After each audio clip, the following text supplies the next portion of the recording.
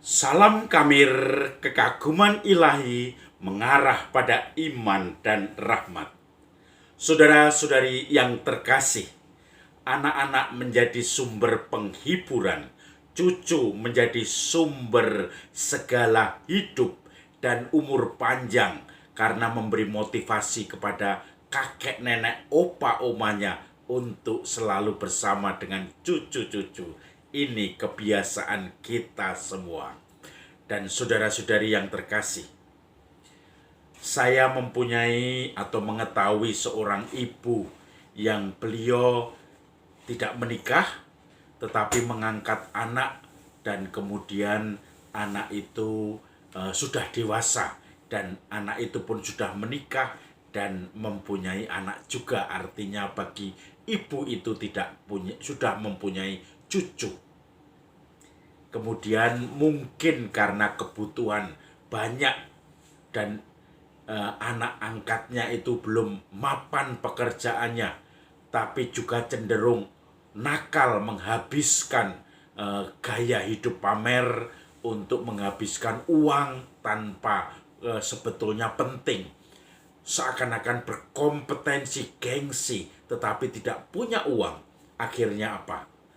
Ibunya atau tadi ibu yang tidak menikah tadi tetapi dia bekerja itu diperas menjadi mesin ATM.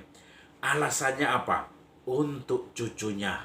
Minta sepatu, minta ini, minta itu, padahal tidak dibelikan, hanya dipakai untuk foya-foya yang anak angkatnya tadi, bukan untuk cucunya. Berkali-kali, bahkan ketika sudah pensiun dari PNS, ibu yang mengangkat anak tadi, dia sampai tidak punya uang pensiun habis, dimintai anak angkatnya tadi yang sudah mempunyai anak lagi. Kemudian dia karena mengikuti gaya hidupnya, dia selalu meminta ibu yang sudah pensiun tadi.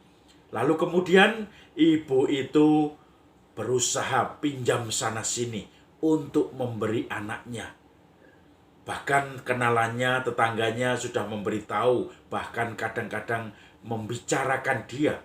Kenapa begitu bodoh? Kenapa anaknya, anak angkat itu yang nakal, yang hanya menghambur-hamburkan uang, selalu saja kalau minta uang, selalu dicarikan. Seiring waktu bahkan dipinjamkan. Banyak pinjaman-pinjaman yang tidak kembali. Akhirnya ibu tadi pun tidak digubris kalau pinjam sana sini. Ibu tadi menjadi berbeban utang kepada teman-temannya. Hubungannya menjadi tidak baik karena dia hanya ingin membantu anaknya yang boros, yang bergaya hidup parlente padahal tidak punya uang, hanya mengandalkan ibunya yang sudah pensiun. Lama-lama ibunya juga pikun dan sudah tidak tahu malu lagi untuk pinjam sana sini. Tetapi satu adalah ingin membantu cucunya karena dia ditipu anaknya itu untuk cucunya uangnya, bukan untuk diri sendiri. Saudara-saudari yang terkasih, begitu orang tua itu mencintai anaknya, kadang sampai kurang bijaksana dengan nguco, membiarkan, bahkan los semuanya, diberi segala sesuatu untuk anaknya itu. Bahkan anaknya yang nakal pun, yang tidak butuh dan minta uang hanya untuk foya-foya, akhirnya diberi juga sampai harus mencari hutang-hutang di sana.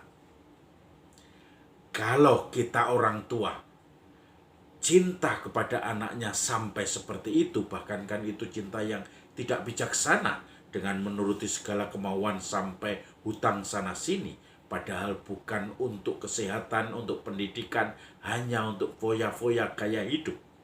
Maka yang mencintai anaknya, apalagi Tuhan yang di surga, Bapa kita. Dalam Injil hari ini, Yesus bersabda dalam khotbah di bukit, Dalam khotbah di bukit, Yesus berkata kepada murid-muridnya, "Mintalah maka kamu akan diberi kepadamu. Carilah maka kamu akan mendapat. Ketuklah maka pintu akan dibukakan bagimu. Karena setiap orang yang meminta akan menerima. Setiap orang yang mencari akan mendapat. Setiap orang yang mengetuk pintu, maka pintu akan dibukakan baginya." Adakah seorang daripadamu yang memberi batu kepada anaknya kalau dia minta roti, memberi ular kalau dia minta ikan? Jadi jika kamu, Bapa di dunia ini, yang dalam tanda kutip jahat, tahu memberi yang baik bagi anak-anakmu, apalagi Bapamu di surga, Ia akan memberikan yang baik kepada mereka yang meminta kepadanya. Saudara-saudari yang terkasih, meminta. Orang minta, tentu saja sikap dasarnya lain dengan ibu tadi yang saya ceritakan. Ketika anak angkatnya pulang, dia bukan meminta dalam arti merendahkan diri, membutuhkan sudah tidak tahan, tetapi kemudian minta. Dan mintanya itu bukan prihatin, tetapi minta karena untuk bergaya hidup dengan semangat menipu ibu angkatnya tadi supaya diberi uang. Kita meminta kepada Tuhan. Kalau berani meminta, itu ada syarat-syarat tertentu. Satu, saya yakin bahwa saya membutuhkan itu. Dua, saya yakin bahwa yang saya mintai bisa memberikan apa yang saya butuhkan itu. Tiga, saya berani datang kepadanya, berlutut di hadapannya, minta supaya diberi. Maka ini suatu tindakan triple point yang bisa kita pakai, kita pahami sebagai sikap dasar kita ketika mohon kepada Tuhan. Saya yakin Tuhan mampu mengabulkannya karena saya membutuhkan pertolongannya. Dan yang ketiga, saya berani menghadap dan bersimpuh di hadapannya, mohon supaya semua ini dikabulkan. Maka untuk dunia zaman sekarang, saudara-saudari, doa permohonan menjadi satu pintu bagi kita untuk berkomunikasi dengan Tuhan. Itulah yang diharapkan. Mintalah maka kamu akan mendapat. Ketuklah maka pintu akan dibukakan bagimu.